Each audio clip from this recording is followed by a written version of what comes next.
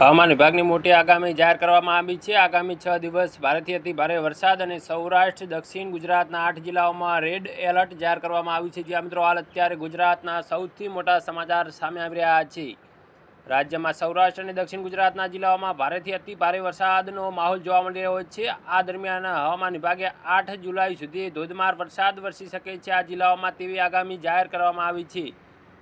दोस्तों आज एटले के 8 जिल्लाओं में रेड एलर्ट जाहिर करता आज जयरे 3 થી 4 जुलाई रोज सौराष्ट्र और दक्षिण गुजरात में 5 जिल्लाओं में अति भारे वरसाद ने लईने रेड एलर्ट जाहिर कर देवामां आव्युं छे।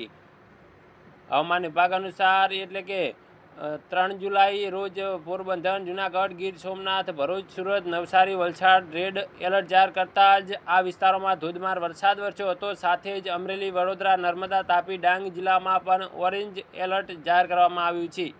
અને દેવભૂમિ દ્વારકામાં જામનગર બોટાદ આણંદ પંચમહાલ છોટાઉદેપુર જિલ્લામાં પણ છૂટછવાયા સ્થળે ભારે વરસાદ લઈને યલો એલર્ટ જાહેર કરવામાં આવ્યું હતું। તે પ્રમાણે તેમાં પણ વરસાદ ખાબક્યો છે।